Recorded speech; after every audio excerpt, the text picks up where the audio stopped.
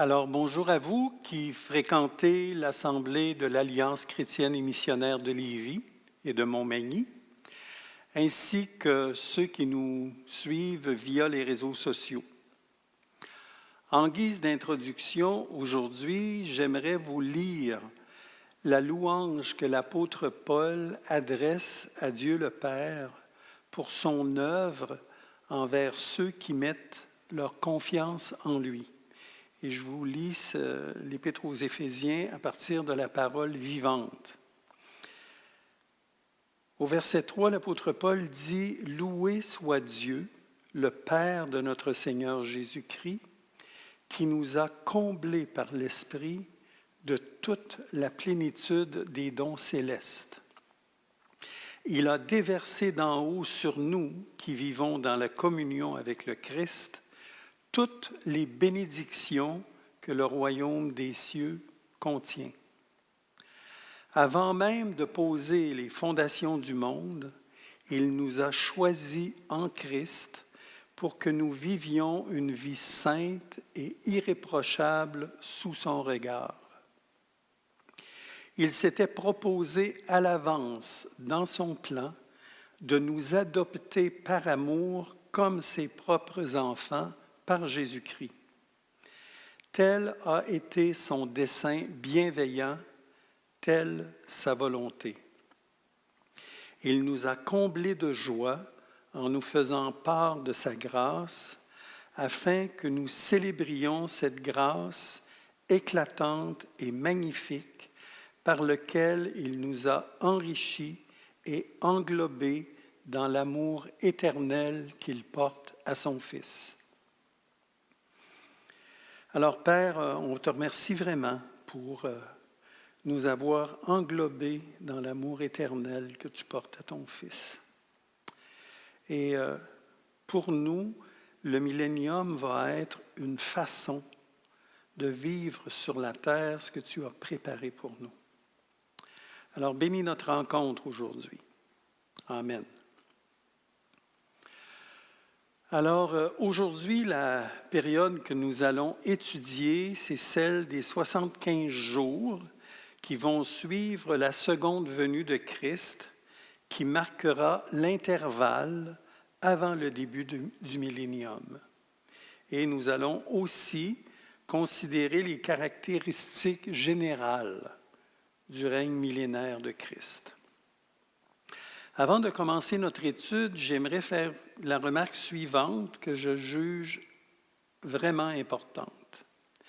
Le but du livre de l'Apocalypse est de nous faire connaître d'une façon séquentielle les événements qui vont toucher les chrétiens et l'Église dans les siècles qui vont suivre le départ de Jésus et le jugement qui va venir sur le monde en réponse à leur incrédulité et à leur mépris de Dieu.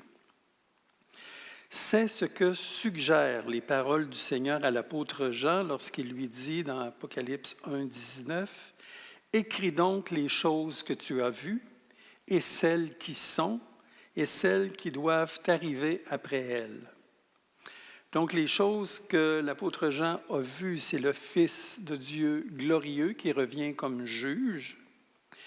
Il a ensuite vu les 7 églises et la portée prophétique du message adressé à l'Église à travers les âges. Ce qui doit arriver ensuite, c'est ce qui doit arriver après la période de l'Église. Ce sont les 7 ans de la grande tribulation. Et ce qui va arriver après la seconde venue de Christ, c'est-à-dire l'établissement du millénium et plus tard l'ordre éternel. Ce livre a été écrit d'une façon séquentielle pour mettre en ordre les événements qui vont se poursuivre, produire. Nous ne pouvons donc pas changer l'ordre des événements sans changer notre compréhension de l'eschatologie. Cela va être le cas pour des événements que nous allons voir aujourd'hui et je vais les souligner au fur et à mesure. Selon la séquence des événements que nous rapporte le livre de l'Apocalypse et le livre de Daniel. Ce sont deux livres qui se complètent continuellement.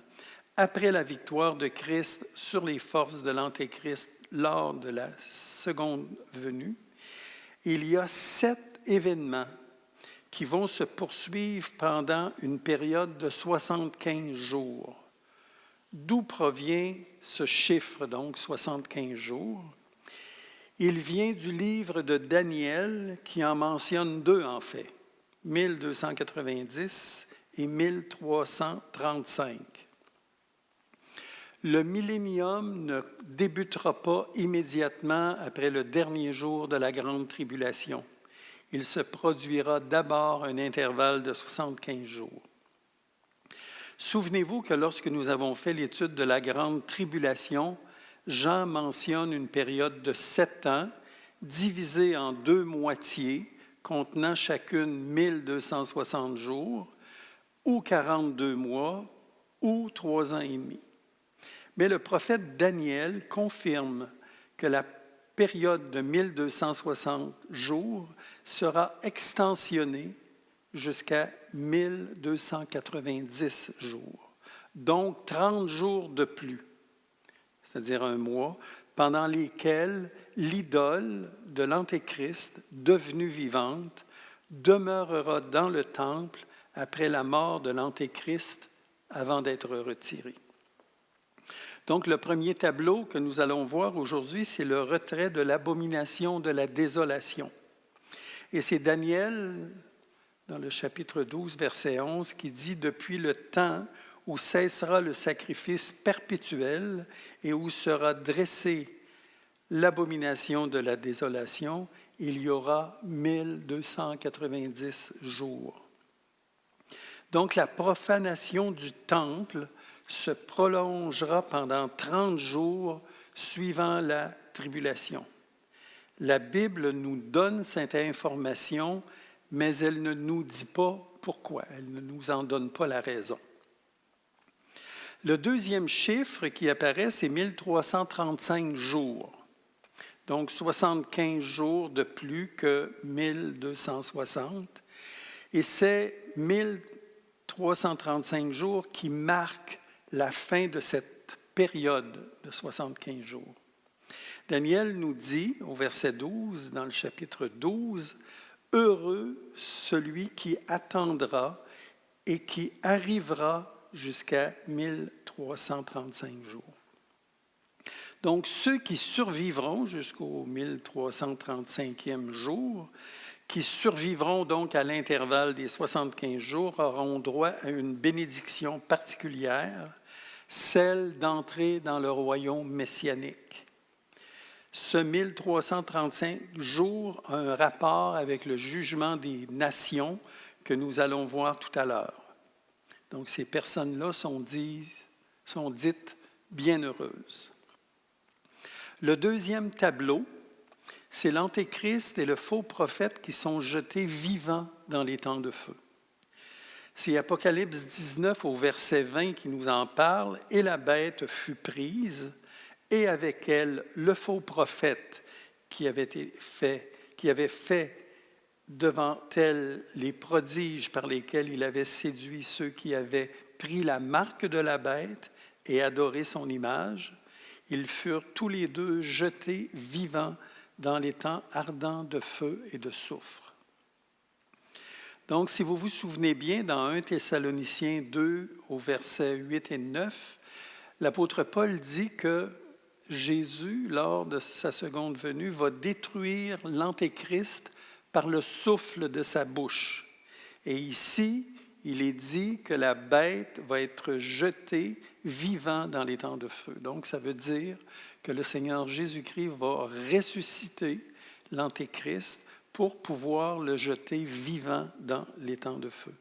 Et c'est pourquoi il est dit dans Ésaïe, chapitre 14, verset 1, verset 20, que le corps de l'Antéchrist ne sera jamais enterré. Donc, le faux prophète sera lui aussi jeté vivant dans les temps de feu. Donc, le troisième tableau dans l'ordre séquentiel, et là on suit vraiment l'ordre de l'Apocalypse, Satan est lié pour 1000 ans et jeté dans l'abîme. Il n'est pas jeté dans les temps de feu, il est jeté dans l'abîme. Donc, puis je vis descendre du ciel un ange qui avait la clé de l'abîme et une grande chaîne dans sa main. Il saisit le dragon, le serpent ancien qui est le diable et Satan, et il le lia pour 1000 ans. Il le jeta dans l'abîme, ferma et scella l'entrée au-dessus de lui, afin qu'il ne séduisît plus les nations, jusqu'à ce que les 1000 ans soient accomplis. Après cela, il faut qu'il soit délié pour un peu de temps. L'abîme, c'est le lieu d'emprisonnement temporaire des anges déchus.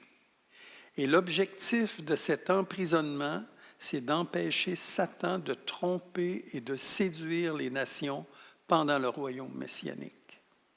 Il sera libéré à la fin du millénium pour une courte période.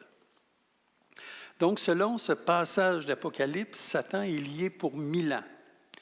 Et les 1000 ans mentionnés sont des 1000 ans au sens littéral et non pas une figure allégorique. Ce passage s'applique à cette période précise de l'histoire si nous respectons la chronologie des événements de l'Apocalypse. On ne peut pas dire que ce verset est la victoire symbolique de Jésus sur Satan à la croix. Le contexte ne nous permet pas d'associer ces deux événements. La victoire de Christ sur Satan à la croix a été démontrée parce que Christ a vaincu la mort par sa résurrection. Le 4e tableau, c'est le jugement des gentils. À ce moment-là précis de l'histoire, il y a des Juifs qui sont tous convertis, qui se sont tous convertis lors de la seconde venue. Et il y a des gentils, des nations, parmi lesquels il y a des chrétiens qui ont résisté à l'Antéchrist. Et il y a, parmi les nations, les partisans de l'Antéchrist. Tous les gentils qui auront survécu à la tribulation seront rassemblés dans la vallée de Josaphat pour être jugés en fonction de la manière dont ils auront traité les Juifs pendant la grande tribulation. Et de 3 péchés qu'ils auront commis à leur égard, de les avoir dispersés, de s'être partagé le pays et d'avoir vendu les Juifs en esclavage. Ça, c'est Zacharie qui nous dit ça. Donc, le prophète Joël nous dit « Car voici, en ces jours, en ce temps-là, quand je ramènerai les captifs de Juda et de Jérusalem, je rassemblerai toutes les nations, je les ferai descendre dans la vallée de Josaphat, et là, j'entrerai en jugement avec elles au sujet de mon peuple d'Israël, mon héritage, qu'elles ont dispersé parmi les nations et au sujet de mon pays qu'elles se sont partagées. Ils ont tiré mon peuple au sort, ils ont donné le jeune homme pour une prostituée, ils ont vendu la jeune fille pour du vin et ils ont bu. » Et Joël, au chapitre 3, verset 12, nous dit que les nations se réveillent et qu'elles montent vers la vallée de Josaphat, car là, je siégerai pour juger toutes les nations d'alentour. Donc, la vallée de Josaphat est le lieu de jugement.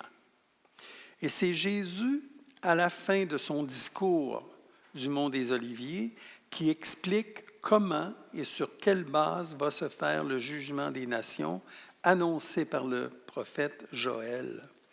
Et on trouve ce passage-là dans Matthieu 25, du verset 31 à 46. Donc, le Seigneur Jésus va réunir dans la vallée de Josaphat tous les survivants parmi les gentils de la grande tribulation, et c'est là qu'il va les juger en fonction de ce que les Juifs viennent de vivre, à savoir la plus grande persécution contre eux de tous les temps. Plusieurs prennent ce passage pour le jugement final de l'humanité, où tous les êtres humains sont rassemblés devant le Seigneur pour être jugés selon leurs œuvres. Mais le contexte de ce passage ne nous permet pas d'aller dans cette direction, puisque le contexte concerne la tribulation et surtout la fin de la grande tribulation. De toute façon, pour le jugement final de l'humanité, ça, on va voir ça plus tard, les êtres humains ne seront pas rassemblés dans la vallée de Josaphat, comme nous allons le voir plus tard là, au chapitre, dans Apocalypse 20, au verset 11. Donc, lorsque le Fils de l'homme viendra dans sa gloire, donc dans la seconde venue, avec tous les anges, il s'assiera sur le trône de sa gloire. Toutes les nations seront rassemblées devant lui. Il séparera les uns d'avec les autres, comme le berger sépare les brebis d'avec les boucs. Et il mettra les brebis à sa droite et les boucs à sa gauche. Donc, tous les non-juifs ayant survécu à la grande tribulation seront rassemblés devant lui pour être jugés et seront divisés en deux groupes. Les brebis à sa droite et les boucs à sa gauche. Et c'est la suite du texte qui nous permet de comprendre ce que sont les brebis et les boucs. Il faut se rappeler, il ne faut pas perdre de vue que ce jugement survient après la période la plus pénible de l'histoire, où les partisans de l'Antéchrist sont déchaînés contre les Juifs et ceux qui leur seront venus en aide de quelque façon. Donc, Matthieu 25, au verset 34, porte sur le camp des brebis et ceux qui ont posé des gestes d'amour et de compassion envers les frères du Seigneur. Et ce sont ici ses frères selon la chair, c'est-à-dire les Juifs. Alors, le roi dira à ceux qui seront à sa droite, « Venez, vous tous bénis de mon Père, prenez possession du royaume qui a été préparé pour vous dès la fondation du monde. Car j'ai eu faim et vous m'avez donné à manger, j'ai eu soif et vous m'avez donné à boire, j'étais étranger et vous m'avez recueilli, j'étais nu et vous m'avez vêtu, j'étais malade et vous m'avez visité, j'étais en prison et vous êtes venus vers moi. » Les justes lui répondront, « Seigneur, quand avons-nous vu avoir faim et t'avons donné à manger, ou avoir soif et t'avons-nous donné à boire? Quand avons-nous vu étranger et t'avons recueilli, ou nu et t'avons-nous vêtu? Quand avons-nous vu malade ou en prison et sommes-nous allés vers toi? » Et le roi leur dira, « Je vous le dis en vérité, toutes les fois que vous avez fait ces choses à l'un de ces plus petits de mes frères, c'est à moi que vous les avez faites. » Donc, dans ce passage, Jésus s'identifie avec les Juifs, ses frères selon la chair. Et Jésus déclare que toutes les fois que les brebis, ceux qui ont agi en faveur des Juifs, ont prodigué de l'aide aux frères du Messie, les Juifs, pendant la grande tribulation, en leur donnant de la nourriture, des vêtements, en les logeant, en les visitant en prison, ils ont même participé, souvenez-vous, là, les amis des Juifs, à la destruction de Babylone. Donc, Jésus dit que c'est à lui qu'ils l'ont fait. Les brebis, ce sont ceux donc qui ont protégé les Juifs à une période extrêmement dangereuse pour eux. Les gestes qu'ils ont posés, et ça c'est bien important, démontraient leur foi en Yeshua. C'est la raison pour laquelle Jésus leur permet d'entrer dans le royaume messianique et leur donne la vie éternelle. Les brebis, donc, sont ceux qui survivront jusqu'au 1335e jour et qui peupleront les nations du royaume messianique.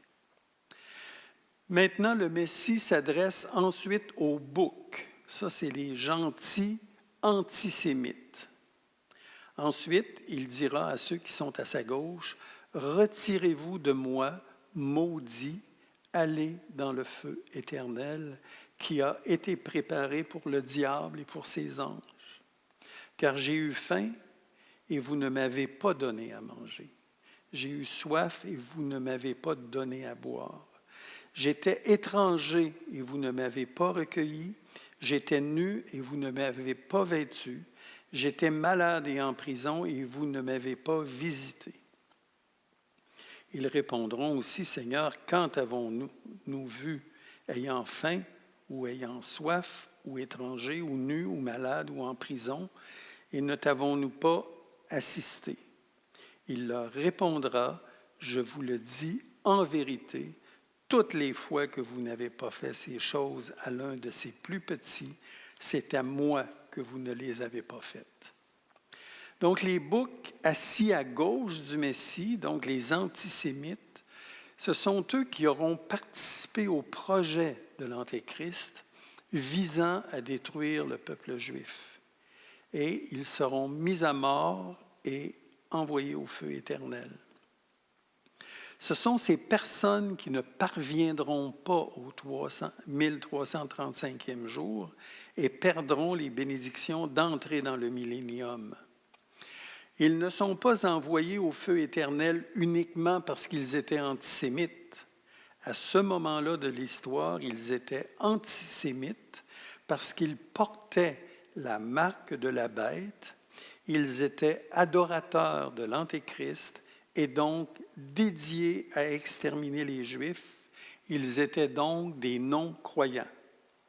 Nous pouvons voir que pendant la période de la tribulation, les Juifs constitueront une ligne de démarcation nette entre les croyants et les non-croyants.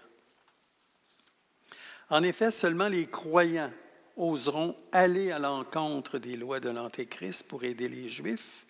Leur comportement en faveur des Juifs sera une conséquence et une démonstration de leur salut. Comme nous, le salut ne dépendra pas de leurs œuvres, parce que le salut n'a jamais dépendu des œuvres. Le salut s'obtient par la grâce, au moyen de la foi, mais leurs œuvres reflèteront leur foi. Le jugement des gentils, donc, dans la vallée de Josaphat, déterminera qui pourra entrer dans le royaume messianique, et seuls les gentils croyants le pourront. Le 5e tableau, c'est la résurrection des saints de l'Ancien Testament. C'est Daniel, donc toujours dans le contexte des événements survenant après la tribulation, qui décrit une résurrection des justes, qui nous permet de conclure que la résurrection des saints de l'Ancien Testament aura lieu pendant l'intervalle des 75 jours. Dans Daniel 12:2, on a « Parmi ceux qui dorment dans la poussière de la terre se réveilleront, les uns pour la vie éternelle et les autres pour l'opprobre, pour la honte éternelle. » Alors, le docteur Foutenbaum nous dit qu'une traduction plus littérale de ce verset se lirait comme suit. « Beaucoup d'entre eux seront séparés d'entre les dormeurs de la poussière de la terre. Ceux-là qui se réveilleront auront la vie éternelle, mais les autres seront couverts de honte et d'abjection pour l'éternité. » Donc, seuls les justes se réveilleront, ils seront ressuscités et prendront part aux bénédictions du royaume. Le 6e tableau, dans la séquence des événements, c'est la résurrection des saints de la tribulation. C'est Apocalypse 24, qui affirme que les saints qui auront été tués pendant la grande tribulation ressusciteront avant le millénium.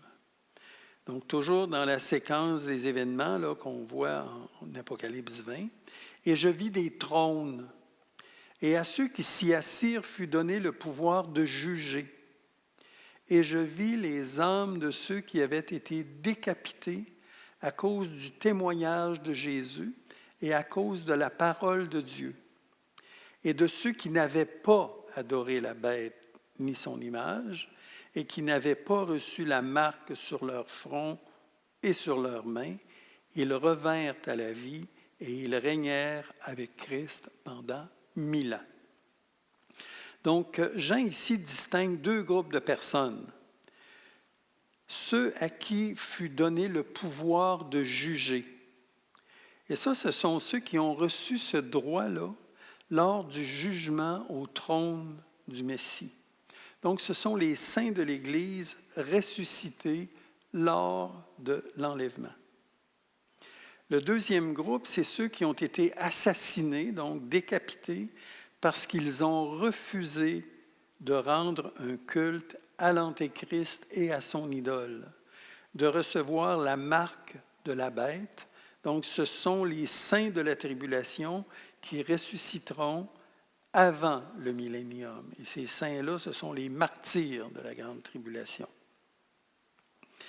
Et là, c'est important de mentionner quelque chose par rapport à la première résurrection. La première résurrection dans le plan de Dieu ne concerne que les croyants.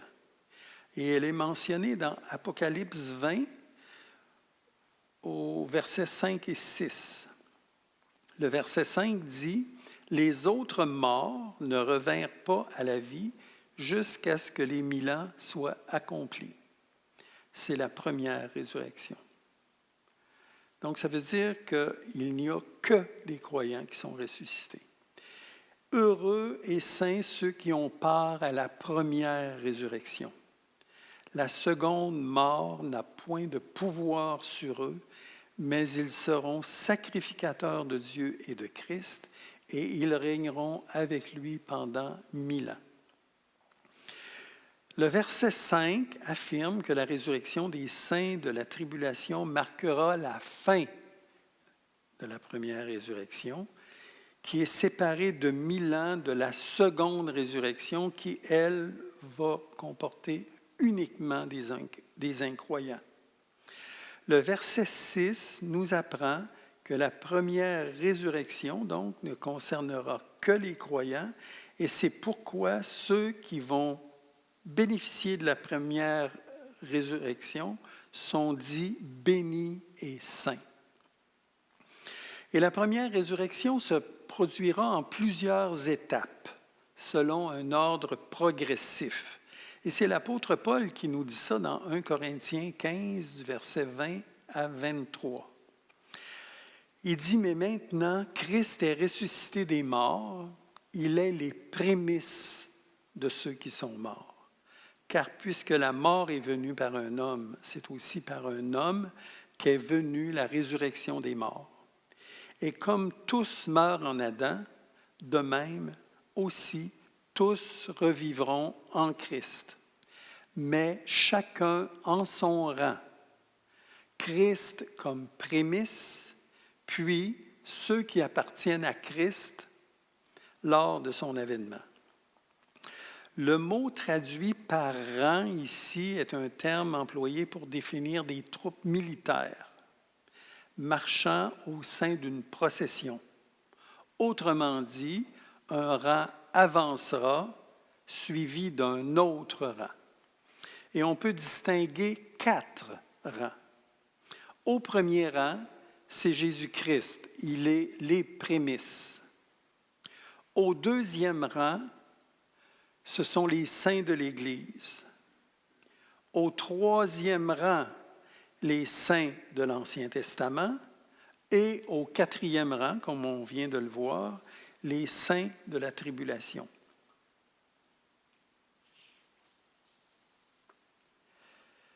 Maintenant, on est rendu au 7e tableau. Avant le millénium, il se produira une reconstitution totale des cieux et de la terre. Après la grande tribulation, la terre sera tellement dévastée, on a vu ça ensemble, et les cieux tellement abîmés qu'elle aura besoin d'être renouvelée et des choses nouvelles vont être créées. Certains éléments sont entièrement nouveaux. On parle de très hautes montagnes, les plus hautes du monde. Ce ne sera plus l'Everest qui va être la montagne la plus haute du monde. Donc, il va y avoir des hautes montagnes qui vont être créées au centre du pays d'Israël. C'est Ésaïe qui nous rapporte ça dans Ésaïe 65, du verset 17 à 25, qui nous dit « Car je vais créer, et il le dit 3 fois, de nouveaux cieux et une nouvelle terre. On ne se rappellera plus les choses passées. Elles ne reviendront même plus à l'esprit. Réjouissez-vous plutôt et soyez toujours dans l'allégresse à cause de ce que je vais créer. Car je vais créer Jérusalem pour l'allégresse et son peuple pour la joie. » Donc, comme je vous l'ai dit, le mot « créer » répété 3 fois, ce qui fait entendre que cette reconstitution de la terre et des cieux va être de nature miraculeuse, produite par Dieu lui-même, démontrant ainsi sa toute-puissance. Alors, on va refaire un résumé de ce qu'on a vu. On va revoir les 7 événements qui vont survenir durant cet intervalle-là. Il va le premier, le retrait de l'abomination de la désolation. Le deuxième, l'Antéchrist et le faux prophète jetés vivants dans les temps de feu. Satan lié pour 1000 ans, jeté, lui, dans l'abîme. Le jugement des gentils survivant de la tribulation dans la vallée de Josaphat. La résurrection des saints de l'Ancien Testament. La résurrection des saints de la tribulation et la restructuration des cieux et de la terre. Tout cela avant le millénium. Le millénium, c'est la réalisation finale du songe de Nebuchadnezzar dans Daniel 2. De la statue qui représentait les différents empires qui se succéderont sur la terre et qui auront tous comme ambition de dominer la terre entière. Le dernier empire étant celui dirigé par l'Antéchrist. Mais aucun va réussir à dominer la terre entière. Mais ce dernier empire, donc dirigé par l'Antéchrist, sera brisé par une pierre qui apparaîtra sans le secours d'aucune main, ce qui fait allusion à son origine divine et qui remplira toute la terre. Donc, Daniel explique le songe à Nebuchadnezzar et il lui dit ceci. « Tu regardais lorsqu'une pierre se détacha sans le secours d'aucune main, frappa les pieds de fer et d'argile de la statue et les mit en pièces. Alors, le fer, l'argile, l'airain, l'argent et l'or furent brisés tous ensemble et devinrent comme la balle qui s'échappe du nerf en été. Le vent les emportera et nulle trace n'en sera retrouvée. Mais la pierre qui avait frappé la statue devint une grande montagne et remplit toute la terre. » La pierre ici au sens figuré, on sait que ça représente toujours Jésus-Christ. Et la montagne, dans les Écritures, quand c'est employé au sens figuré, ça représente toujours un règne. Alors, ce que nous dit ici Daniel, c'est que Christ va remplir de son règne toute la terre. Donc, le millénium, c'est l'établissement du royaume de Dieu sur la terre dont le roi sera le Messie. Le millénium débutera par l'entrée triomphale du roi vers la Jérusalem du millénium. Et c'est le psaume 24 qui nous parle de cette entrée triomphale. Portes, élevez vos linteaux, élevez-vous, portes éternelles, que le roi de gloire fasse son entrée. Qui est ce roi de gloire? L'Éternel fort et puissant. L'Éternel puissant dans les combats. Portes, élevez vos linteaux, élevez-les, portes éternelles, que le roi de gloire fasse son entrée. Qui donc est ce roi de gloire? L'Éternel des armées, voilà le roi de gloire. Donc, après cette entrée triomphale qui sera sûrement, où on accompagnera sûrement le Seigneur, aura lieu la fête nuptiale de l'agneau, le festin des noces, qui durera 7 jours, si l'on en croit la tradition juive. Ça, c'est la 4e étape du mariage juif qui avait lieu après la cérémonie privée. On a vu ça la dernière fois. Qui maintenant va participer au festin des noces de l'agneau? Il va y avoir d'abord l'époux, l'épouse qui est l'Église, les amis de l'époux qui sont les saints de l'Ancien Testament et les saints de la tribulation, les Juifs survivants de la tribulation qui vont avoir reconnu Jésus comme le Messie dans les derniers jours de la tribulation, et les gentils survivants de la tribulation qui vont avoir démontré leur foi dans le Messie en protégeant les Juifs durant la tribulation. Je ne suis même pas capable d'imaginer la splendeur de ce repas où il y aura des milliards de personnes reconnaissantes au roi d'être présentes à un tel événement, de partager son règne, d'avoir été l'objet de sa grâce. Je veux juste que vous imaginiez la décoration, la musique qu'il va y avoir là, la variété des repas, des mets qui seront servis. Et on est certain qu'il va y avoir au moins 2 choses au menu. L'agneau, toujours présent au menu des grandes fêtes, la Pâque en particulier, dont le repas des noces de l'agneau sera la démonstration ultime. Ça, on sait que ça va être là. Et le Seigneur Jésus-Christ a mentionné le vin. Dans Matthieu 26, 29, Jésus dit, à la fin du repas, après avoir partagé la coupe, « Je vous le déclare, désormais, je ne boirai plus du fruit de la vigne jusqu'au jour où je boirai le vin nouveau avec vous dans le royaume de mon Père. » Je n'ai pas de doute que ça va être beaucoup meilleur que ce qu'on connaît actuellement. Donc, le royaume messianique, maintenant, d'où vient le fondement de cette croyance dans le royaume messianique? L'Ancien Testament comprend de nombreuses allusions à cette période-là. Et c'est principalement sur l'Ancien Testament que s'appuie cette croyance-là. Ce n'est pas dans le Nouveau, c'est principalement sur l'Ancien. Et pourquoi le royaume messianique? Pour réaliser les promesses des alliances juives qui ne se sont pas encore réalisées et les prophéties non encore accomplies des prophètes juifs à propos de la venue du Messie qui régnera sur le trône de David dans un royaume de paix. Je vous rappelle que c'est le roi que les Juifs attendaient au temps du Messie et le Messie ne s'est pas présenté sous cet aspect-là.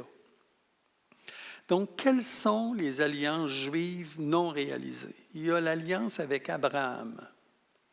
Dieu a promis à Abraham une descendance éternelle qui formera une nation et possédera la terre promise avec des frontières bien définies.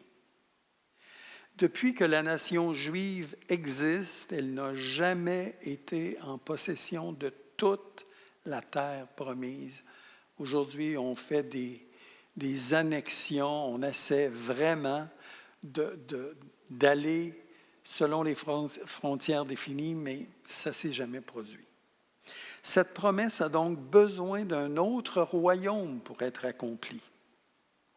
De plus, la promesse de posséder la terre d'Israël ne concernait pas seulement la descendance d'Abraham, mais Abraham lui-même.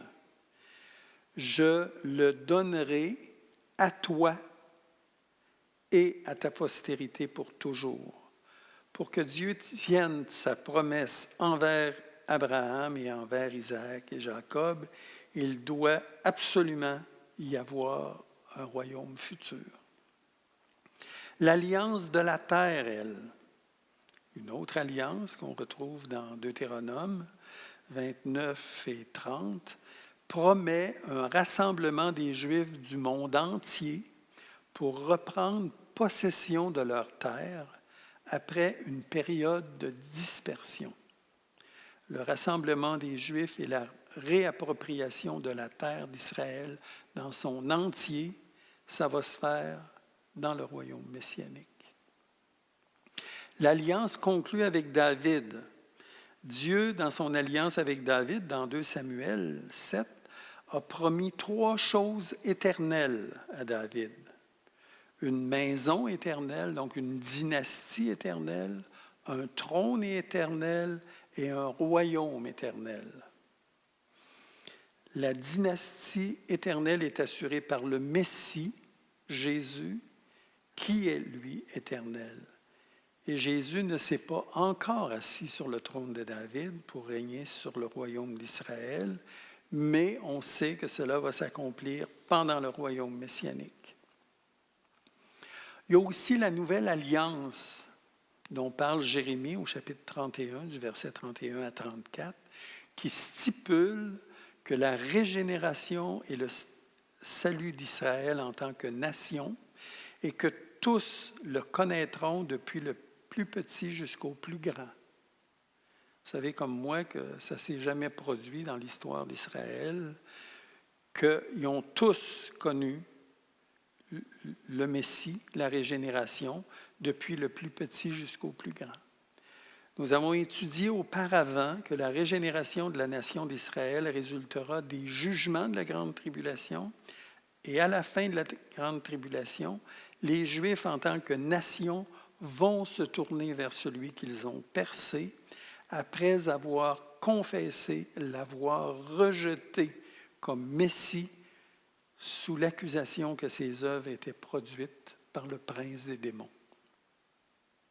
Donc, la régénération d'Israël en tant que nation doit trouver son plein accomplissement dans le royaume messianique. Toutes ces alliances-là ne se sont pas accomplies, mais elles vont trouver leur accomplissement pendant le royaume messianique.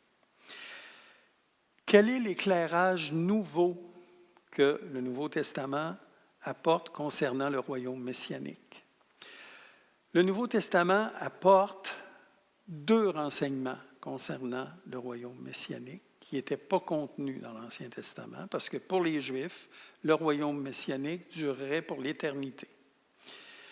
Mais l'éclairage nouveau du Nouveau Testament nous dit sa durée, 1000 ans, et nous rapporte aussi les circonstances de la fin du millénium. Satan sera relâché, on verra ça plus tard, et l'existence d'un ordre éternel. Maintenant, pourquoi les 1000 ans doivent-ils être compris de manière littérale? Dans tout le livre de l'Apocalypse, les durées ne sont jamais symboliques, mais littérales. Il est question de 1260 jours, de 42 mois, de 3 ans et demi. C'est tout littéral. Et le terme 1000 ans, dans Apocalypse 20, là, il est mentionné 6 fois. Ce qui, dans la pédagogie divine, est une marque d'insistance pour marquer la certitude. Maintenant, on va passer à un item pour regarder ça va être quoi les caractéristiques de ce royaume messianique.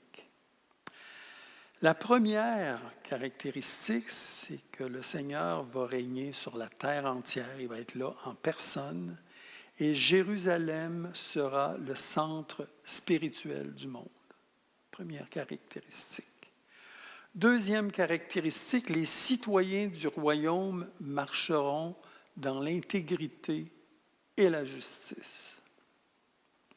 Troisième caractéristique, la paix universelle s'étendra sur toute la terre.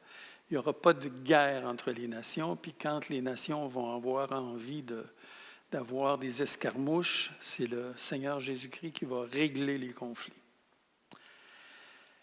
La quatrième caractéristique, c'est que la paix universelle s'étendra au royaume animal. Et ça, je vais m'arrêter là-dessus. Tous les animaux redeviendront végétariens durant cette période-là, et les ennemis les plus anciens, l'homme et le serpent, vivront ensemble. On va regarder le texte dans Ésaïe. Le loup habitera avec l'agneau, et la panthère se couchera avec le chevreau. Le veau, le lionceau et le bétail qu'on engraisse seront ensemble, et un petit enfant les conduira. La vache et l'ours auront un même pâturage, leurs petits un même gîte. Le lion comme le bœuf mangera de la paille. Le nourrisson s'ébattra sur l'antre de la vipère, et l'enfant sevré mettra sa main dans la caverne du basilic. Il ne se fera ni tort ni dommage sur toute ma montagne sainte, car la terre sera remplie de la connaissance de l'Éternel, comme le fond de la mer parmi les eaux qui la couvrent. Alors, vous avez vu dans le texte comment c'est vrai ce que je vous ai dit, que le règne animal et les relations, les animaux entre eux et les relations entre les animaux et les humains vont avoir changé complètement. La cinquième caractéristique, et ça c'est un aspect très important, c'est que le concept de la vie et de la mort dans le royaume messianique sera différent de ce que nous connaissons aujourd'hui.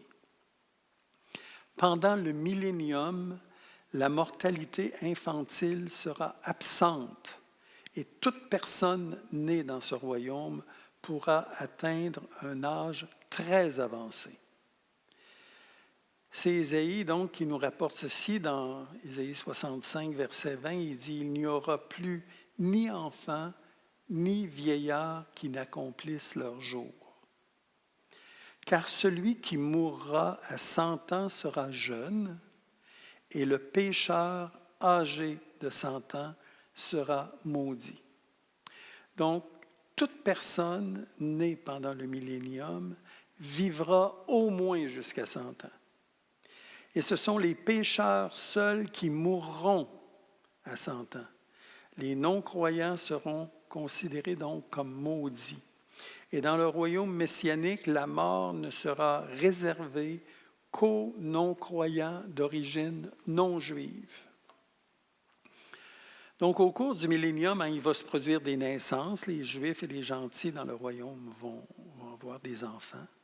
Et les enfants nés pendant cette période continueront d'hériter la nature pécheresse de leurs parents et auront eux aussi besoin d'être régénérés. Comme Satan sera emprisonné, les tentations de péché seront diminuées, mais la nature pécheresse sera suffisante pour que les hommes pêchent contre Dieu. Les personnes nées dans le royaume auront jusqu'à l'âge de 100 ans pour reconnaître Jésus comme leur sauveur. S'ils refusent de le faire, ils mourront à l'âge de 100 ans. S'ils acceptent le Messie, et ça c'est très important ce que je vous dis ici, là, ils continueront de vivre pendant tout le millénium et ils ne mourront jamais. Ils vont passer directement dans l'ordre éternel.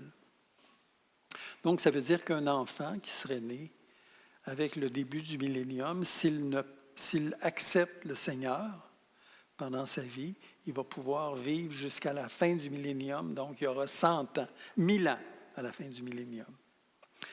Donc, pendant le millénium, la seule cause de mortalité sera donc le fait de ne pas croire au Messie et seuls les gentils pourront mourir. Pour ce qui concerne les Juifs, les termes de la nouvelle alliance décrite dans Jérémie stipulent qu'il n'y aura aucun Juif non-croyant dans le royaume messianique. L'Alliance dit que tous me connaîtront, car tous les Juifs nés pendant le royaume accepteront le Messie.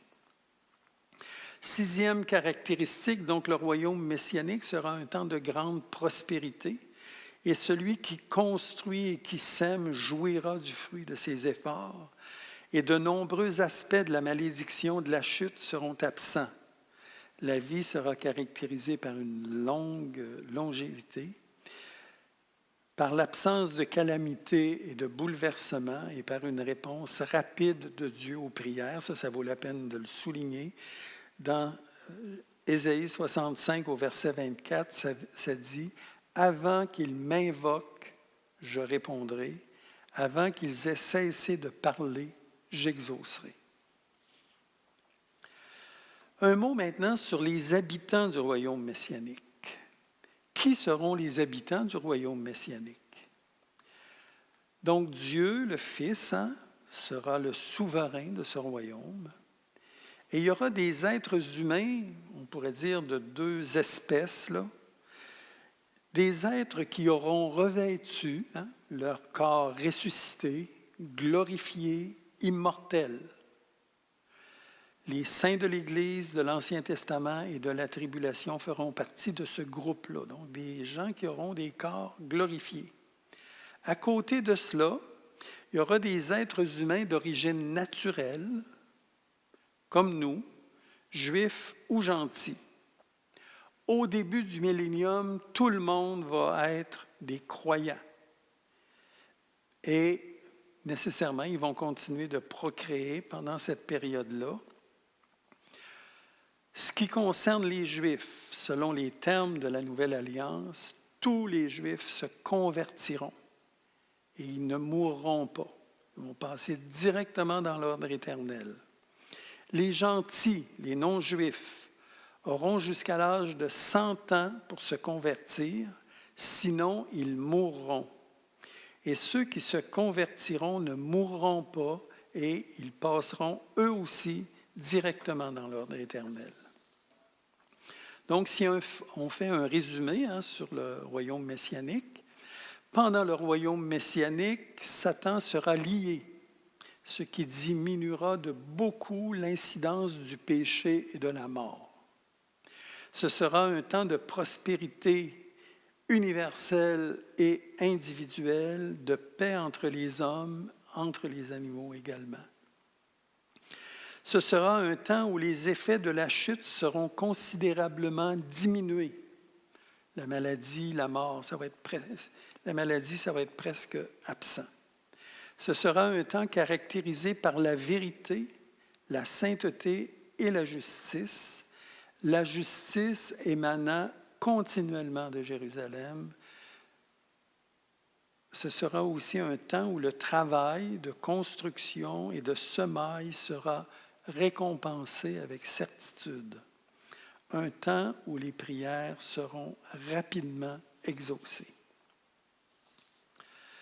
Alors, ça termine notre étude pour aujourd'hui. J'espère avoir réjoui votre cœur d'entendre combien extraordinaire est le plan de Dieu et combien nous sommes bénis qu'il nous ait choisis pour y participer.